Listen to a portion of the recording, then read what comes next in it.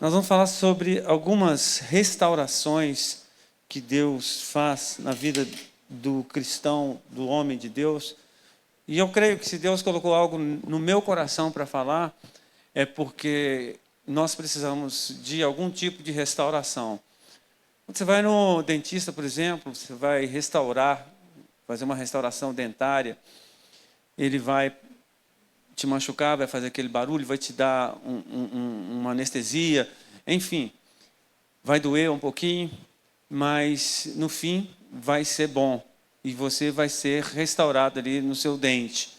Mas a gente está falando aqui de uma restauração emocional, uma restauração familiar, uma restauração conjugal, uma restauração espiritual, uma restauração da amizade, enfim, são várias restaurações que Deus pode fazer na nossa vida. E eu espero que você que hoje entrou meio, sei lá, talvez até um pouco desanimado com a fé, que você seja restaurado e saia daqui flutuando. Amém? E para isso escolhemos aqui um texto que está no livro de Mateus, capítulo 4, versículo 14, que diz o seguinte: para que se cumprisse o que foi dito pelo profeta Isaías, que diz: a terra de Zebulon, diga comigo, Zebulon, e a terra de Naftali, diga Naftali, junto ao caminho do mar, além do Jordão, e a Galileia das nações, diga Galileia das nações. Galileia das nações ou Galileia dos gentios é um termo pejorativo, tá, irmãos? Isso é a Galileia das gentes, a Galileia que é pequena, alguma coisa assim, alguma coisa bem desprezível, tá bom? Mas eu te explico daqui a pouco o porquê. O povo que estava assentado em trevas, né? Essa expressão, assentado em trevas, ela tem um sentido muito forte aqui naquilo que nós vamos falar. Viu uma grande luz aos que estavam assentados na região e sombra da morte, também vai ter um peso forte naquilo que vamos falar aqui. Na região e sombra da morte, a luz raiou. Então, a gente percebe aqui que Jesus Cristo, ele chega num templo, numa sinagoga, ele pega o pergaminho, ele abre o pergaminho, né, e ali ele diz, né, que assim conforme Isaías falou há 740, 750 anos antes, né, assim estava se cumprindo ali aquela palavra profética que Isaías havia falado e que, de fato, ali naquela região onde ele morava na Galileia, ele estava em Cafarnaum aqui, mais especificamente, na terra de Zebulon e de Naftali. Então, aquilo ali estava se cumprindo. Então, eu vou contar aqui a história de Israel, em poucos segundos, em poucos minutos aqui eu vou contar. Talvez você não vai entender tudo, mas se não entender tudo, tudo bem, a mensagem vai prosseguir aqui e isso não vai afetar a sua mensagem. Mas tenta entender essa história para que possa facilitar o seu entendimento. Amém? Então, a história de Israel, ela passou por vários processos. O primeiro processo que ela passou, ela tinha 12 tribos. Diga comigo, 12 tribos, que é basicamente 12 estados. Quando a gente olha para o Brasil, nós temos 26 estados e um Distrito Federal, 27 totalizando, né? Quando a gente olha para Israel, lá no tempo de Jacó, na verdade, tinha 12 estados, ou 12 tribos. Mas, em outro determinado momento, na época especificamente de Roboão, né, houve um racha. E aquela nação que tinha 12 tribos, agora passou a ter 2 reinos. O reino do norte, constituído de 10 tribos, e o reino do sul, constituído de 2 tribos. O reino do sul, como se chamava? Judá. Né? O reino do sul, Judá. E o reino do norte, Israel, das 10 tribos. Amém? Isso confunde mesmo, pastor Paulo. Mas, veja bem, então conseguiram captar duas partes, né? 2 partes. A primeira, onde Israel tinha quantas tribos? Fala mais forte. 2. E a segunda, quando ele tinha quantos reinos? 2 reinos. 2 reinos. Conseguiram entender? Eu vou explicar de novo aqui. Os 2 reinos é o seguinte, irmão. O reino do norte e o reino do sul. A Simone, de vez em quando, fala comigo, esse negócio é confuso, e eu entendo que, de fato, é confuso. Então, eu não te culpo se você não entender. Tá bom, irmão? E não se culpe também se você também não entender. Tá bom? É meio complicado mesmo, mas eu já estou velho na estrada aí. Então, isso para mim é uma coisa muito básica, né?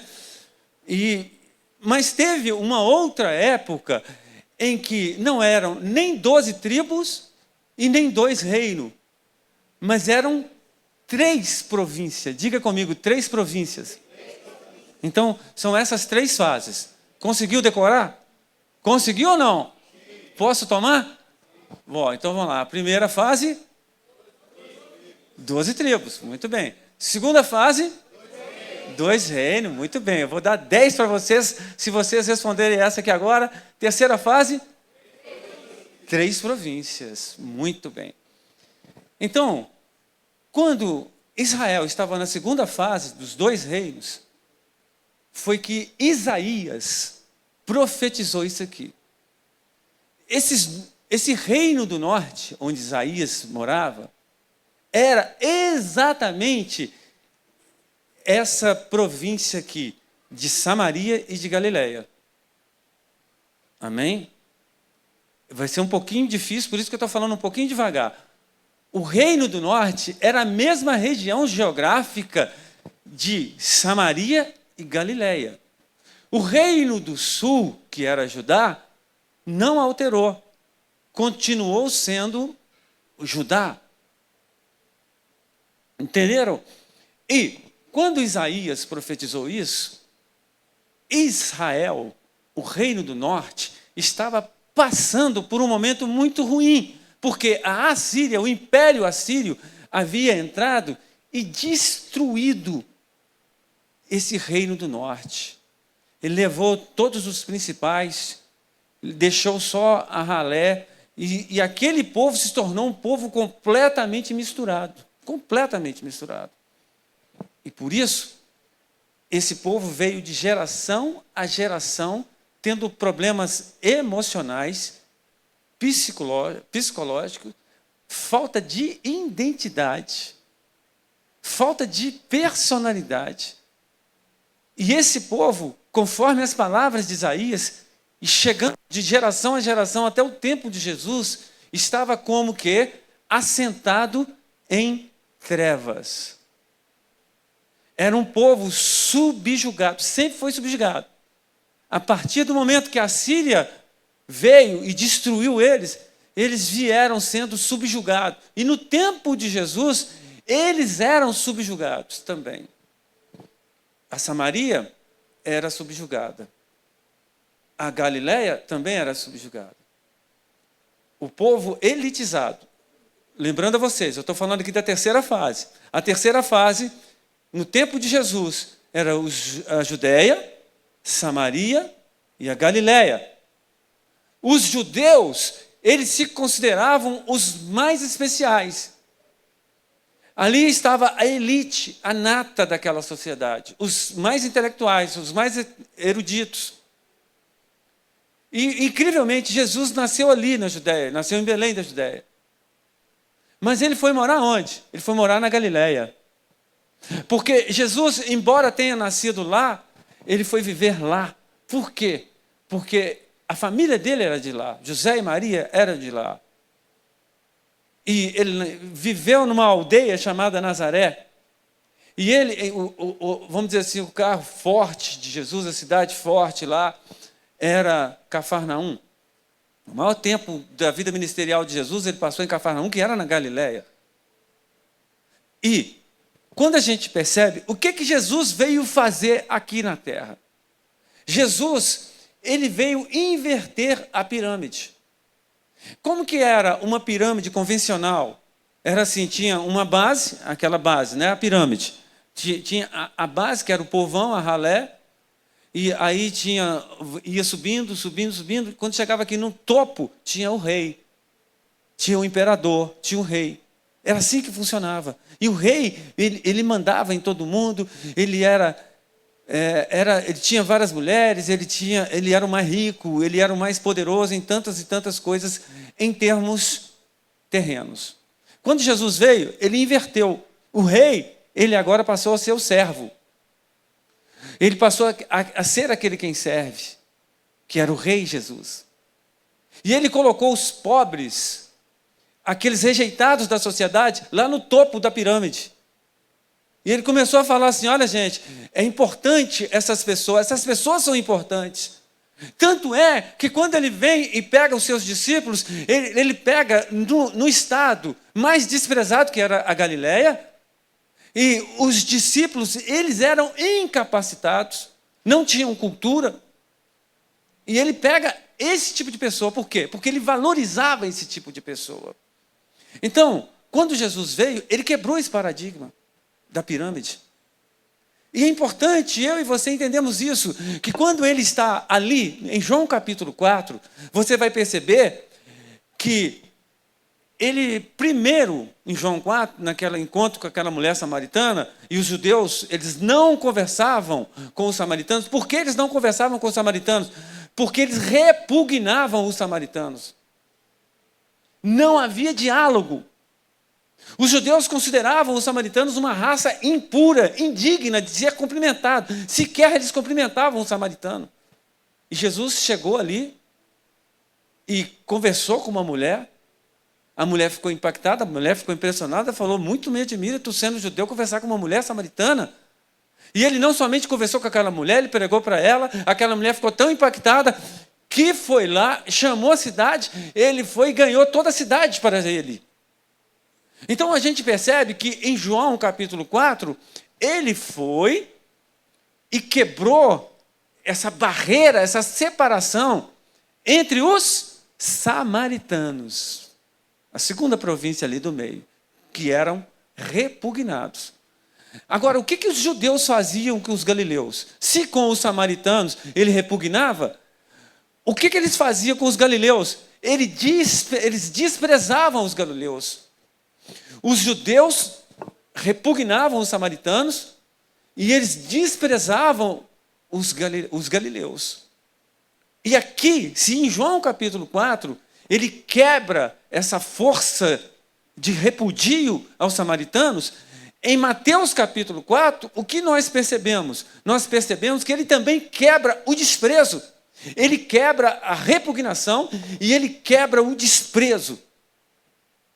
E quando a gente lê aqui novamente, você entende melhor agora, para que se cumprisse o que foi dito pelo profeta Isaías, há 750 anos atrás, que diz, a terra de Zebulon e a terra de Naftali, que era a terra ali onde eles estavam, junto ao caminho do mar, o mar da Galileia, além do Jordão, a Galileia das nações.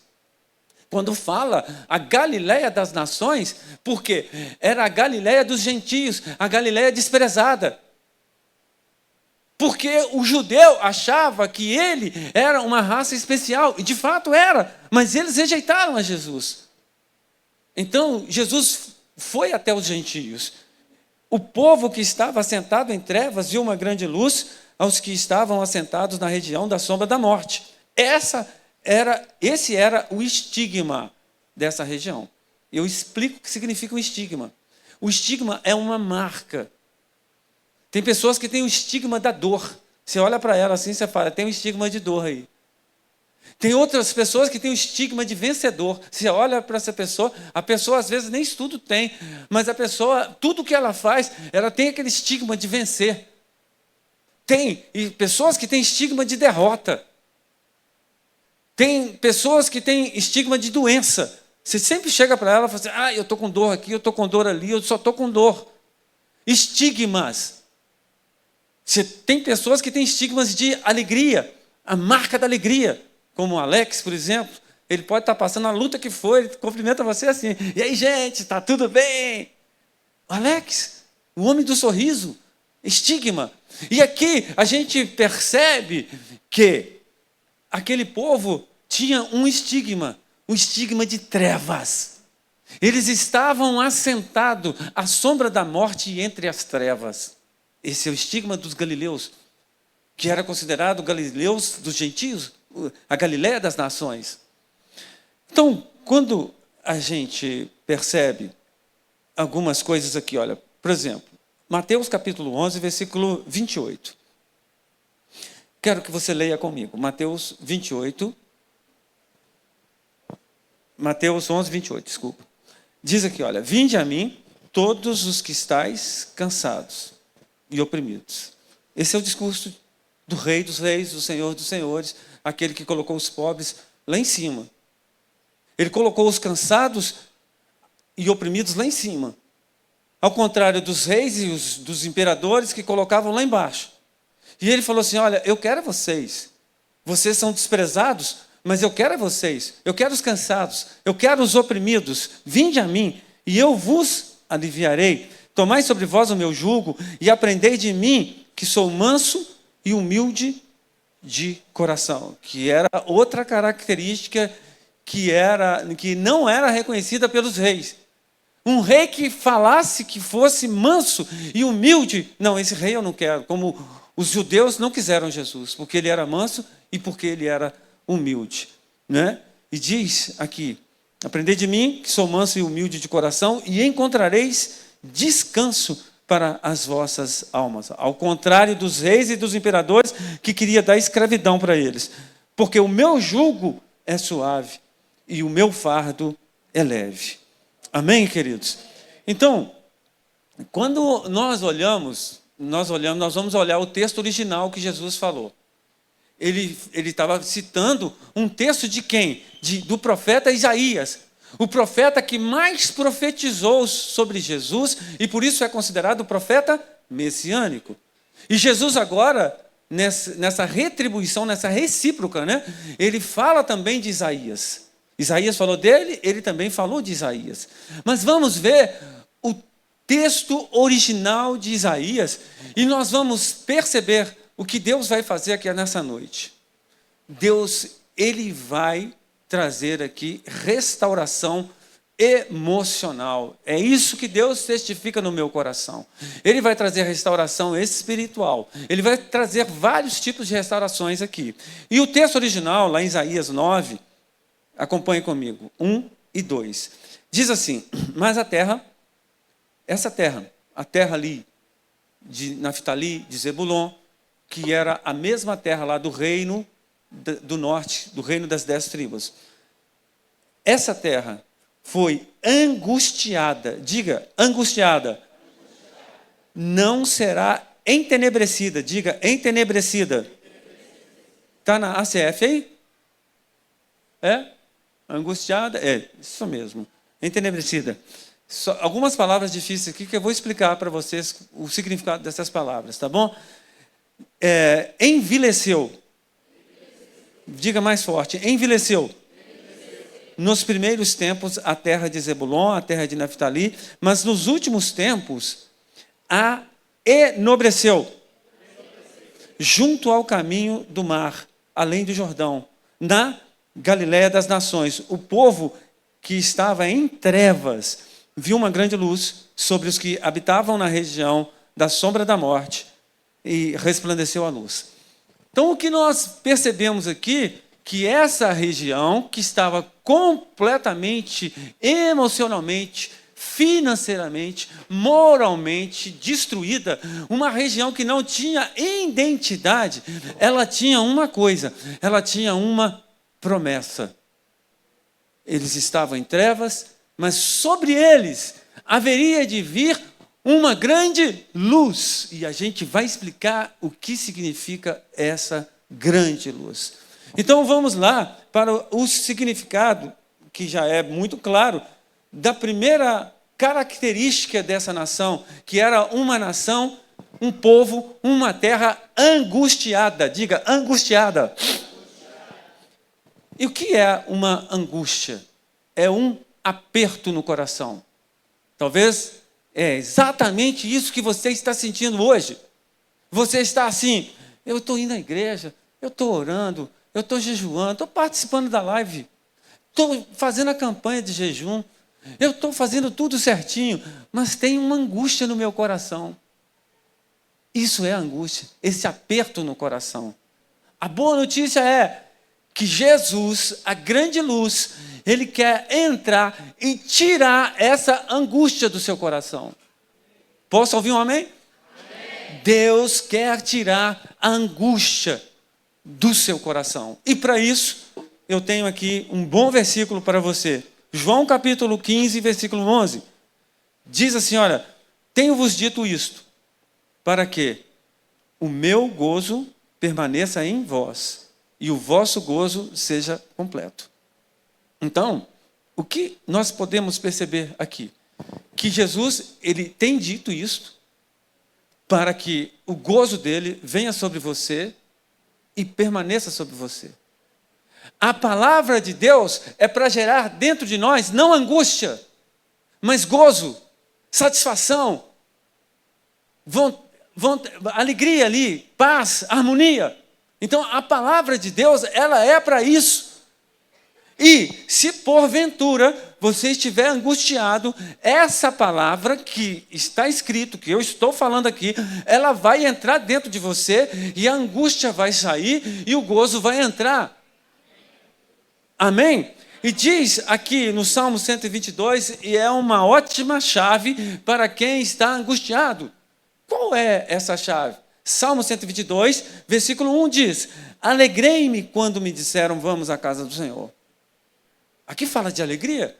Então, aqui na casa do Senhor, você tem uma ferramenta muito forte para sair dessa angústia. Eu estou angustiado, então vou fazer igual Elias, vou entrar dentro da minha caverna e vou ficar aqui. Você vai continuar angustiado, querido. Você vai continuar depressivo. A angústia é muitas vezes por falta de trabalho, por falta de relacionamento, por falta de atividades. A angústia vem por causa disso. Você quer matar alguém? Aposenta esse alguém. Aposenta. Aposenta, que eu falo no termo literal mesmo. Deixa ele sem atividade nenhuma. Não que seja proibido aposentar. Se aposenta, eu nunca vou aposentar. Por que eu nunca vou aposentar? Porque eu sempre vou trabalhar para Deus. É isso, não estou falando de você receber ali um dinheiro do INSS, não, querido. Se você pode fazer isso, faça isso. Mas eu estou falando de aposentar, porque tem muito crente com 60 anos, 50 anos, não vou fazer mais nada, eu estou cansado, estou doente, ele não faz uma visita, não faz nada. Não faz nada, não ora, não busca. Eu não vou na vigília, não vou na igreja, não vou ficar até meia-noite, eu não vou fazer, não vou ler a Bíblia. Você está aposentado, querido. Aí vai vir o quê? Vai vir angústia. E o mais incrível é que muitas pessoas com 20 anos, 30 anos, já estão aposentando. Já não querem mais nada, já está um velho. E eu vou falar com vocês uma coisa, gente. Às vezes eu fico pensando assim, meu Deus, eu estou me sentindo jovem. Eu me sinto jovem, irmão. Me sinto jovem. Espiritualmente, o meu espírito está ligadaço. Eu estou aqui na disposição de fazer a obra. Igual eu tinha 18. Eu vejo uns velhos aqui jovens, uns velhos jovens. A pessoa não dá um glória a Deus. A pessoa não canta direito. A pessoa, qualquer chuva, afasta ela. Ela não vem à igreja. Aí, irmão, vem angústia no coração. Angústia. A pessoa fica angustiada. Mas você quer sair dessa angústia? Começa a trabalhar, começa a vir para a igreja. Começa a fazer cursos aí, começa a entrar em atividade, querido. Aí essa depressão, essa angústia vai sair. Amém? Então, a segunda coisa que Isaías profetizou no tempo de Jesus, e Jesus, a grande luz, haveria de libertar essas pessoas, como ele vai libertar aqui nessa noite. A primeira é angústia, diga, angústia. A segunda é entenebrecidos. O que é entenebrecidos? Amedrontados. Aquele povo estava tão traumatizado, o rei da Síria já tinha entrado ali, já tinha assolapado, já tinha destruído tudo. E agora eles estavam sendo subjugados pelos judeus, e assim de geração a geração. E esse povo estava amedrontado. Medo. E como nós haveremos de nos libertar do medo? Porque tem muitas pessoas com medo de tudo. Medo de tomar decisões. Medo de casar. Medo de ter filhos. Glória a Deus pela vida da Jéssica e do Júnior. Vamos colocar filho aí, irmão, no mundo. Vamos colocar. Vamos encher esse mundão aí, ó. E Deus vai dar a provisão, irmão. Ah, não, que é isso, esse mundo violento. Aí a pessoa tem medo do Bolsonaro, tem medo do Lula, tem medo do Trump, tem medo do Irã, tem medo da guerra. Meu irmão, o perfeito amor, ele lança fora todo o medo. Aleluia! Diz aqui, 1 João capítulo 4, versículo 18, no amor, lá na parte A, no amor não há temor, no amor de Deus. Antes, o perfeito amor lança fora todo medo, todo temor. Todo temor, querido. Versículo bom que eu vou te dar aqui também, está em Salmo 34, 4. Busquei o Senhor e Ele me respondeu, livrou-me de todos os meus medos. Então, quer se livrar do medo? A gente está fazendo lives, Deus está trazendo algumas palavras de conhecimento. Muita gente, irmãos, que tem medo da noite, medo de dormir no escuro. Eu, por uma questão de ética, evidentemente, a gente não vai estar falando aqui, mas muito pedido de oração. Muitos deles é medo, é pânico, é não sei o quê. Então, aqui a chave. Busque ao Senhor e Ele lançará fora todos os medos. Amém, irmãos? Então, quando Jesus ele entrou ali, ele entrou com essa missão, profetizado por Isaías. Ele entrou para tirar as pessoas da angústia, ele tirou para tirar as pessoas do medo. Terceira coisa, eles estavam envilecidos. Diga aí. O que significa envilecidos? Desprezados. E era exatamente o que acontecia com os galileus. Eles eram desprezados por quem? Pelos judeus. Eles eram desprezados, e pode ser que você também já foi desprezado ou está sendo desprezado. Muitas vezes as pessoas são desprezadas dentro da igreja. E muitas vezes as pessoas se sentem desprezadas por Deus. Satanás conta uma mentira na cabeça dela e ela acredita que aquela mentira é verdade. Deus não despreza ninguém, irmãos. Deus não faz acepção de pessoa, e Ele ordena isso da Bíblia para que a igreja dele não faça acepção de pessoas. Então, eu quando era criança, eu fui muito desprezado. Esse culto está sendo filmado, não? Ou não? Tá, né? Então não vou falar algumas coisas aqui, não. Tem algumas coisas que não dá para falar quando está filmado, não. Mas eu fui muito desprezado, irmão. Por muitas pessoas. Sofri muito bullying. Muito embora não existisse essa palavra bullying. Muitos. Eu tinha um grande déficit cognitivo, um grande déficit de atenção. Tinha muita dificuldade para aprender as coisas, muita dificuldade. Então, fui desprezado em sala de aula, fui desprezado por familiares, fui desprezado por amigos.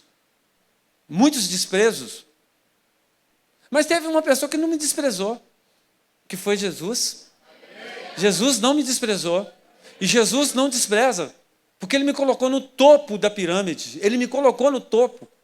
Ele falou, vinde a mim os desprezados, que eu dou um jeito, eu não te desprezo. Pelo contrário, eu te levanto. E eu te ensino. Eu te dou competência, eu te preparo. E Deus, Ele fez isso comigo. Deus, Ele me preparou. Deus, Ele me deu sabedoria. Uma pessoa que não conseguia falar, uma pessoa que não conseguia ler, uma pessoa que não conseguia aprender. Uma pessoa que era totalmente desprezado, mas desprezado mesmo, em todos os lugares que eu ia. E Deus me arregimentou, me capacitou, me preparou. Não que eu seja alguma coisa por mim mesmo, mas tudo que eu sou é por Deus. E eu falo isso não para me ostentar de alguma coisa, mas é para que você entenda que se em algum momento, em alguma situação da sua vida, você sofre algum bullying, algum desprezo, você saiba que o seu Deus não te despreza. Embora algumas vezes nós nos sintamos desprezados, mas, na verdade, Ele não nos despreza. E diz aqui, em Isaías 49, versículo 15, diz, porventura pode uma mulher esquecer-se tanto do seu filho que cria, que não se compadeça dele, do filho do seu ventre? Mas ainda que esta se esquece dele, contudo, eu não me esquecerei de ti. Então, ele coloca aqui Isaías, e ele fala de uma situação completamente inusitada. O que é essa situação completamente inusitada? É uma mãe esquecer de um filho. Isso não acontece, e quando acontece isso, vai parar lá no MGTV, vai parar na Globo, na Record, na Band, na imprensa, vai parar em tudo quanto é noticiário. A mãe abandonou o filho, deixou o filho lá na lata do lixo, alguma coisa assim desse jeito. Então aqui ele já coloca essa situação que é quase impossível de acontecer, mas se todavia acontecer, uma coisa que é impossível é Deus rejeitar você. Se uma mãe rejeitar o filho, Deus não rejeita você. Deus não vai rejeitar você. Diga isso para o teu irmão. Deus não vai rejeitar você. Deus não rejeita. Amém, irmãos? Diz aqui, algumas vezes a gente sente assim, né? Ah, Deus, não é possível, Deus esqueceu de mim. Deus não esqueceu de você. Deus não esqueceu de mim. Talvez você esqueceu de uma oração que você fez há 10 anos atrás, há 5 anos atrás, há 20 anos atrás. Eu tenho 40 anos que eu estou servindo a Deus. Eu não lembro, evidentemente, da maioria das orações que eu fiz, mas Deus não se esqueceu dessas orações. E tem coisas que estão se cumprindo, que são frutos de orações que nós fizemos há não sei quantos anos atrás. Esses dias agora, Sabrina, né, Sabrina? Você mandou lá um adesivozinho, ela guardou um adesivo da toa quando chegou, quando nós estávamos ali ainda, começando. A Sabrina era pequenininha. E a gente orava pedindo pessoas, pedindo gente. E eu nem lembrava daquilo. Sabrina vai e me manda aquilo dali. Falou assim, olha, você lembra disso aqui? Eu falei, nossa, Sabrina, não você arrumou isso aqui? Ah, eu estava arrumando as coisas aqui do baú, aqui, achei aqui. Então, hoje eu vejo respostas de coisas que estão acontecendo, e não agora, mas já tem muito tempo que está acontecendo, de orações que eu fazia, e achava até que Deus nem estava escutando. Isso acontece com você, querido. Deus, Ele não te desampara.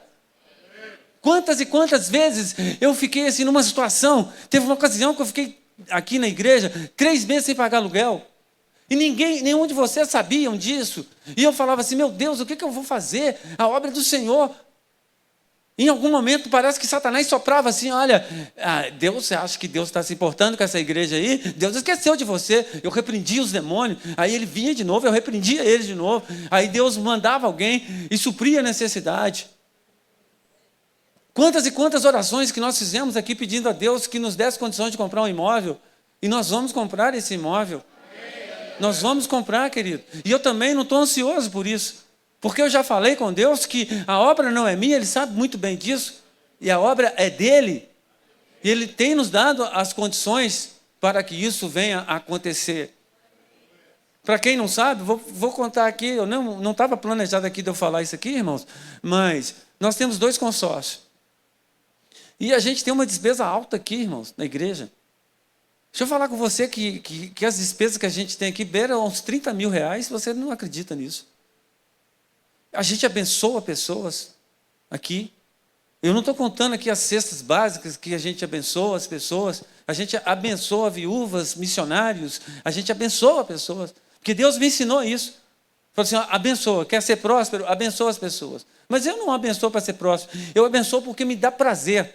Me dá dopamina, é alegria, me dá paz, me dá alegria de estar ali abençoando as pessoas. Então, você fala assim, gente, a nossa igreja é só de gente simples. Eu não vou dizer pobre não, porque não temos pobre aqui, irmão. Nós temos ricos aqui. Nós somos ricos em Jesus Cristo. Mas socialmente nós somos pessoas simples. Como pode isso? E a gente não fala de dinheiro aqui. O que a gente fala de dinheiro aqui? O máximo que a gente faz aqui, Deus, abençoa as finanças e isso. E sempre Deus coloca um espírito de fidelidade. As pessoas dão o dízimo, dão oferta aqui. São raras as pessoas que não dão dízimos aqui na nossa igreja, irmãos. São raríssimas as pessoas que não dão dízimo aqui na nossa igreja. Então o segredo não é ficar aqui enchendo a sua cabeça aqui, dá dízimo, dá isso. Não, irmão. O nosso segredo é falar, Deus, olha, sensibiliza as pessoas. Foi o que Moisés fez. Moisés falou assim, Deus, a obra é tua, sensibiliza as pessoas. Aí Moisés fez um apelo para as pessoas, mas não é para dar, é para parar de dar. Moisés fez um apelo e falou assim, irmãos, nós já temos muita oferta aqui, para com isso agora. Daqui uns dias eu vou falar isso. Gente, não precisa de mais nada, não precisa dar nada, não. Amém, irmão? Então, é isso que acontece. Deus ele pega os desprezados e honra aqueles desprezados. Quarta coisa que Jesus veio fazer na terra de Naftali, na terra de Zebulon, ele veio, olha para você ver, eles estavam em trevas. O que significa estar em trevas? Eles estavam depressivos. Eles estavam sem entendimento. A pessoa que está em treva, ela não vê perspectiva. A pessoa que está em trevas, ela não vê ela. E ela não vê o outro. Ela não tem perspectiva dela. Ela não sabe o que ela quer da vida. Ela está em trevas. E ela não sabe o que o outro quer da vida. Ela não se ama e não ama o próximo. E ela refuta um mandamento do Senhor, que está no livro de Mateus, capítulo 22, versículo 39. E o segundo mandamento, semelhante a este, é: amarás o teu próximo como a ti mesmo. A pessoa que está em trevas, ela não ama nem a si mesmo e não ama também o seu próximo. Amém, irmãos? Então, Jesus ele veio para quebrar isso, esse espírito de trevas, esse espírito de depressão. Pensa num cenário. O cenário que Jesus encarou, espiritualmente falando, foi um cenário que existia trevas. E essas trevas, como eu falei aqui do estigma, veio de geração a geração. Então, entre aspas, Jesus tinha que quebrar aquela maldição, aquele estigma daquela geração. Não era o estigma de uma ou outra pessoa. Eles eram um povo que se sentiam rejeitados, desprezados, angustiados. Eles eram tristes, eles estavam ali depressivos, eles não se amavam, eles não tinham perspectiva de vidas, eles estavam assentados. Por que eles estavam assentados nas trevas? Porque eles não tinham perspectivas, eles não tinham o que fazer espiritualmente. Esse é o quadro de muitas pessoas, irmãos, que muitas vezes deixa de ir a um culto para assistir um jogo. É uma pessoa que está em trevas. Não que eu seja contra assistir um jogo, mas a pessoa, ela colocar esse patamar, ela colocar esse paralelo entre um jogo e um culto, essa pessoa está em trevas. Então, muitas vezes acontece isso com pessoas que não querem se comprometer com o reino, está em trevas. Muitas vezes a pessoa até vem ao culto, e pode ser que você veja ao culto, porque o seu parente veio ao culto, o seu amigo veio ao culto, mas você não consegue orar, não consegue buscar, não consegue clamar, não consegue ler a palavra de Deus. É treva, irmão. É treva. Nós estamos assim meio ofuscados. Aquela fuligem maligna, sabe? Aquela fuligem assim, que você fica meio que travado. Outro dia eu estava dando um estudo aí, numa dessas lives aí, eu falei o seguinte: tem 3 campos de ações de Satanás. O primeiro é o nosso derredor, que é um diâmetro mais longo. O segundo é a opressão, que é ao redor. E o terceiro é a possessão. E essa semana agora, eu atendi um telefone de alguém que queria o autoextermínio. Tem até algumas palavras que não pode falar, né? Aqui, o autoextermínio. Os irmãos entendem o que é, né? Então, essa pessoa chegou para mim e falou assim, ó, em outras palavras: estou me despedindo, estou saindo e tal. E eu falei, não, tal. Peguei a Simone e falei: Simone, vem cá, vamos fazer uma visita aqui. Aí fomos lá e tal, manifestou-se aqueles demônios que gostam de papo, que gostam de conversa. E eu não gosto de conversar com demônio. E começou a falar um tanto de bobagem lá. Eu falei assim: demônio, olha, eu não estou com paciência contigo. Eu não estou com paciência com você. Então, não quero te ouvir. Então, você vai dar um jeito de sair agora. 1, 2, 3, sai, vai embora. Então, o homem ficou tranquilo. E aquele pensamento de morte acabou. Acabou. Então, o que eu quero te dizer é o seguinte: nós muitas vezes estamos em trevas, não é por causa do sistema, não é por causa dos políticos, não é por causa das pessoas, não, são coisas demoníacas que muitas vezes vêm assolar sua vida, vêm destruir sua vida. Amém, irmãos? E Jesus pegou exatamente esse perfil de pessoas que estavam assentadas nas trevas. E aqui diz uma coisa, irmãos, olha para você ver. A quinta coisa, os irmãos estão guardando aí? Guardou aí, pastor? Vamos ver se você está com a memória boa. Primeiro, angústia. Angústia. Segundo, medo. Terceiro, Desprezo. Está colando, mas está tudo bem, pastor. Vai lá. Quarto, vai lá. Fala aí. Pode colar, pastor. Vai lá. Fala. Quarto. Trevas, muito bem. Nem eu estava lembrando mais, gente. Então vamos lá. Agora o quinto, qual que é? A morte. O quinto e o último, né? O último é aqui, ó. Eles estavam à sombra da morte. Nós vamos fazer um teatrinho agora, irmãos. Vocês gostam de teatro? Vou fazer um teatrinho. Vou chamar aqui os meus 2 atores, Pastor Paulo e Alex. Vamos fazer um teatrinho aqui agora, gente. Vamos lá. O pastor Paulo, ele vai representar aqui, ó, a morte. O meu ator já está sabendo até o que ele vai fazer. O pastor Paulo vai representar a morte, certo? Só representar mesmo. Só representar. E esse cidadão aqui vai representar o quê, pastor? Ele está à sombra da morte, né? Está à sombra da morte. E vai representar um personagem que está completamente assentado, está triste, deprimido, sem perspectiva. Tem que fazer uma cara ruim. Você também tem que fazer uma cara ruim. Amém? É tipo acender aquela luz lá e apagar. Não, aqui vai dar, aqui, ó. Aqui, ó. Quer ver aqui, ó? Eu estou procurando a sombra aqui, ó. A sombra estava para trás. Ah, então senta lá atrás, aqui, ó, ô morte. Ô morte não, ô treva. Aqui, ó. Senta lá atrás, isso. Aqui, ó, isso. E você está sentado aqui, você está aqui. Ah, não, você está olhando para ele, vai lá.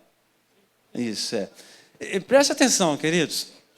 Talvez não vai dar para você ver por causa que ele está na frente e tal, mas... É só pedir para iluminar e apagar aqui, pastor. Hã? Não, aqui dá, tranquilo. Aqui. Então, veja bem, ó. Aqui, aí, a sombra. O processo da morte, que ele está representando aqui, a morte chega. Mas ela ainda não, como Jesus falou ali, a morte não chegou até ele. A morte chegou até um determinado ponto. E a morte está avançando, né? Não pode ficar parada, aí só avança aí. Com a cara de mal, né? Você está avançando. E ali, esse é o perfil de muitas pessoas. Estão deprimidos, tristes, e a morte está chegando. Chega primeiro a sombra. Mas aqui, você consegue perceber aqui, pastor? A sombra chegou aqui, ó. E essa sombra, a morte começa a mexer. À medida que a morte começa a mexer, a pessoa que está em treva também começa a mexer também. E o que faz aquela sombra ali, irmãos? O que faz aquela sombra? Quem poderia me responder aqui? O que faz aquela sombra? A luz. Mas que luz é essa? É Jesus que ilumina a morte? Não. Satanás. E o que essa luz chamada Satanás que ilumina a morte para estar ali nas trevas, ela faz? Ela excita. É um insight. Ela traz luz. Né? Isso é que Satanás faz com muitas pessoas. Ele excita a morte. Aqui, faz favor, vem aqui para trás. Aqui. Ele excita a morte. A luz excita a morte. E a morte caminha em rumo às pessoas. Né? Em rumo às pessoas. Essa é a sacada de Satanás. Ele tem colocado para muitas pessoas, quando eu falo de insight, é solução. É lógico que insight em inglês significa iluminação, luz, mas que eu estou aqui dentro da minha conjectura aqui falando é solução. Ele fala para aquela pessoa que está sentada ali que a solução é a morte. A solução é a morte. Quando Jesus ele veio aqui na terra de Zebulon e Naftali, que era a mesma localização de 740 anos atrás, do Reino do Norte, onde eles estavam ali sob trevas, Jesus ele pegou o mesmo perfil de pessoas. Pessoas que estavam completamente derrotadas, que não tinham perspectiva. E por isso que ele fala, olha, estão assentados. Não tinha reação, não tinha adrenalina, não tinha força para caminhar. Assim acontece com muitas pessoas. E ali, irmãos, quando a morte chega, Jesus ele chega. Tem alguém que quer representar Jesus aí? Agora todo mundo quer, né? Você quer, né, Júlia? Então vem. A Júlia levantou. A Júlia foi mais esperta que você, Simone.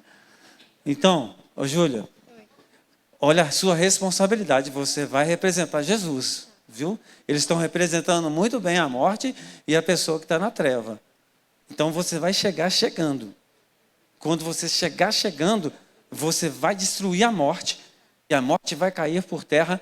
E a pessoa que estava aqui morrendo, por causa da sombra da morte, ela vai levantar. E eu quero ver o que vai acontecer aí. Amém, irmãos? Amém. Se não ficar bom, nós vamos repetir isso aí. Amém? Então aí você vai chegando. Agora nós vamos fazer de novo. Nós vamos fazer de novo isso aí. Vamos lá. A morte está chegando. Vamos lá. A morte está chegando. A morte está chegando. Isso é um desenho animado? Não, é uma morte mesmo. Vai lá, vai lá. Vai. E aí, quando a morte vai pegar... Aê! Uma salva de palmas. Caiu por terra. Amém. Nenhuma retaliação vem sobre sua vida, nem sobre a sua vida e nem sobre a sua vida. Amém, irmãos? Vocês gostaram, irmãos? Não precisa de repetir, não, né? Então tá bom. Então, amados, o que acontece mais ou menos é isso. A pessoa está ali sugestionada pelo Satanás que a vida dela acabou. Que ela está naquele estágio ali, ó, e que não tem mais perspectiva, assentado. Espiritualmente isso acontece muito. Satanás sopra na cabeça dela que ela não tem capacitação, que ela não tem instrução, que ela não vale nada, que a igreja despreza ela, que ela sofre bullying. Então que ela tem que ficar angustiada, que ela tem que ficar triste mesmo, entenebrecida, né? Ou amedrontada com tudo, cheia de traumas, porque veio de gerações a gerações que todo mundo é falido ali na casa dela, falido em termos espirituais, né? Todo mundo passa por várias situações ali e ela acha que ela vai passar também. Nós estamos aqui para quebrar isso, querido.